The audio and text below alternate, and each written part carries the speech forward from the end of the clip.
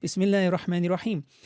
What does it mean for something to be akin to disbelief? What does it mean for something to be akin to disbelief? So not kufr, but tantamount to kufr.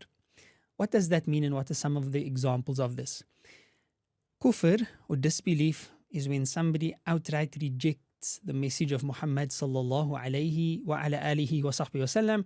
That in a very succinct sort of summarized way is what kufr is. When you reject deliberately and knowingly an invitation to the da'wah of Muhammadur Rasulullah sallallahu alayhi wa ala alihi wa sahbihi wasallam. That would be kufr. What would be tantamount to kufr or akin to disbelief is when one engages in practices that the Prophet Muhammad sallallahu alayhi wa ala alihi wa sahbihi wasallam related to kufr or to shirk in some way or the other. For example, we get something called shirkul asghar, right? The minor form of shirk. Now shirk is polytheism, which is kufr. Shirkul asghar, the minor form of shirk, is ostentation. To do acts of worship that's supposed to be for Allah, but we're doing them to show off to others. That's tantamount to ascribing partners unto Allah. That's tantamount to kufr.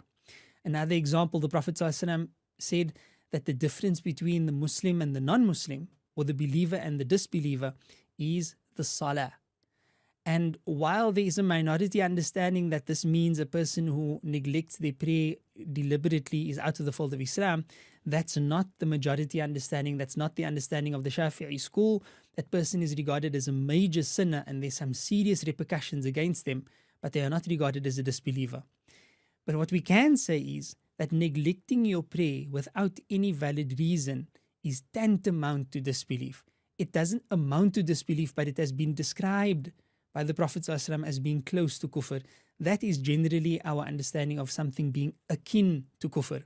Another way that something can be akin or tantamount to kufr is when it potentially resembles an act of disbelief, right? Like bowing down to someone or making sajda to a thing or to an object or to a person. All of this can be called akin to kufr. And when does it actually become kufr? It becomes kufr when there's clear evidence that it is kufr, when the person intended kufr, when the person made a deliberate statement of kufr, and Allah subhanahu wa ta'ala knows best.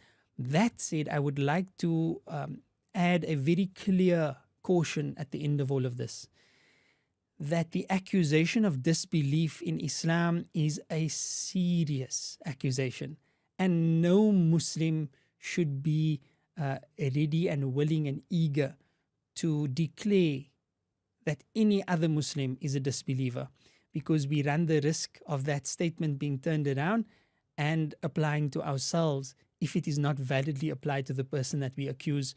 May Allah subhanahu wa ta'ala protect. La ilaha illallah Muhammad Rasulullah.